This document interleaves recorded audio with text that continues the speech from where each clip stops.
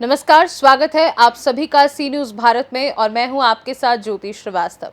22 अप्रैल को जम्मू कश्मीर के पहलगाम में पाकिस्तानी आतंकवादियों द्वारा किए गए कायराना हमले में 27 निर्दोष नागरिकों की जान गई थी। ये हमला एक बड़ी साजिश का हिस्सा था, जिसका मुंहतोड़ जवाब अब भारत ने दे दिया है। ये प्रतिक्रिया धुले के पूर्व सांसद और पूर्व केंद्रीय रक्षा राज्य मंत्री ने दी है। डॉक्टर भामरे ने कहा कि यह हमला उस समय हुआ जब अनुच्छेद 370 हटाए जाने के बाद कश्मीर में नया विश्वास जन्म ले रहा था। प्रधानमंत्री नरेंद्र मोदी के नेतृत्व में नया कश्मीर उभर कर सामने आ रहा था। ये बात पाकिस्तान को हजम नहीं हुई और उसने कायराना हरकत की, लेकिन मोदी जी ने जो कहा था वो करके दिखाया। भामरे ने पाकिस्तान को चेतावनी देते हुए कहा कि सीमा पर गोलीबारी करके पाकिस्तान बौखलाहट दिखा रहा है, लेकिन युद्ध की ताकत उसमें नहीं है। अगर पाकिस्तान कोई गलत कदम उठाता है तो भारत तैयार है और अब हमने ये साबित कर दिया है। इस बारे में धुले के पूर्व सांसद डॉक्टर भामरे ने और क्या कुछ कहा, सुनिए। उन्होंने ऑपरेशन सिंदूर करा है। इस बारे में माजी संरक्षण राज्य मंत्री सुभाष भामरे इस इनके साथ अपनी बात करेंगे। बाबा, आप कैसे देखते हैं ऑपरेशन सिंदूर के तरफ? कल रात 1:30 बजे ऑपरेशन सिंदूर के तहत पीओके और पाकिस्तान में जो टेररिस्ट बेस थे उनका आइडेंटिफाई करके मिसाइल अटैक से उनको ध्वस्त किया गया और काफ़ी टेररिस्ट मारे गए। साथ में ही जो टेररिस्ट ट्रेनिंग सेंटर थे उसको ध्वस्त किया गया। जो टेररिस्ट के आका थे, जो ट्रेनिंग सेंटर थे, उसको ध्वस्त किया गया। और 22 अप्रैल को जो कायराना अटैक हुआ था, हमला हुआ था, उसका बदला लिया गया।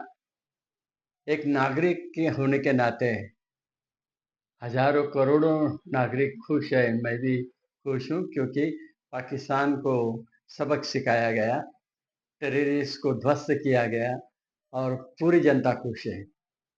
क्योंकि कायराना हमला जो 22 अप्रैल को हुआ था, ये बहुत बड़ा षड्यंत्र है। धर्म पूछ के, जाति पूछ के निशाना बनाया गया। ये साजिश बहुत बड़ी है। 370 कलम हटाने के बाद नया कश्मीर सामने आ रहा था। टूरिज्म बढ़ रही थी, 2 करोड़ से ज्यादा टूरिस्ट विजिट किए। कश्मीर की इकोनॉमी टूरिज्म पे डिपेंड करती है और कश्मीर के लोगों में एक विश्वास आने लगा था। भारत सरकार की तरफ एक उनको विश्वास जग रहा था कि मोदी जी के नेतृत्व में ये नया कश्मीर बनने जा रहा है और पाकिस्तान को यही नहीं चाहते थे। इसलिए ये कायराना हमला हुआ और उसकी वजह से पूरे देश में आक्रोश था। सभी की इच्छा थी कुछ ना कुछ तो मोदी जी ने करना चाहिए और मोदी जी ने वही किया। हमारे जो फोर्सेस है, आर्मी है, एयरफोर्स है, नेवी है, इनके सभी चीफ को बुला के वो आदेश दे दिया कि हमें नेस्तनाबूद करना है अतिरेक टेररिस्ट को, उनके आकाओं को, उनको फंडिंग करने वाले, उनके ट्रेनिंग करने वाले, इनको सबको नेस्तनाबूद करना है। और 15 दिन लिए, किसी को पता नहीं चला, पूरी स्कीम तैयार हो गई, कानो प्लान किसी को खबर नहीं हुई।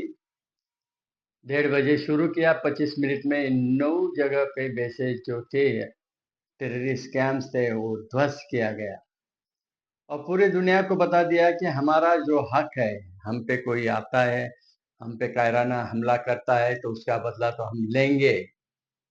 हमारा लक्ष्य सिर्फ टेररिस्ट को ध्वस्त करना है, हमारा लक्ष्य टेररिस्ट के आकाओं को खत्म करना है, हमारा लक्ष्य टेररिस्ट नेस्तनाबूद करना है जो ट्रेनिंग सेंटर है।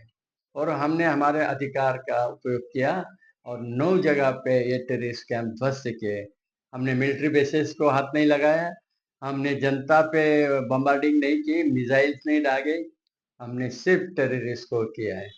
इसलिए पाकिस्तान से हमने ये कह दिया है कि कोई गलत कदम मत उठाइए।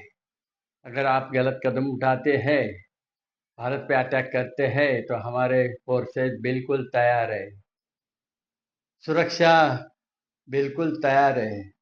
किसी भी आपके गलत कदम का जवाब देने को हम सक्षम हैं। बाबा, आप क्या कहेंगे, पाकिस्तान के साथ में युद्ध होगा कि नहीं?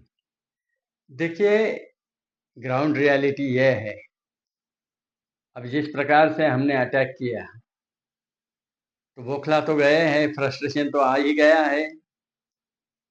तो फ्रस्ट्रेशन में गोलीबारी करेंगे, कुछ करेंगे, लेकिन युद्ध करने की उनकी क्षमता नहीं है। ना ही उनके पास एम्यूनेशन है, ना ही उनकी क्षमता है।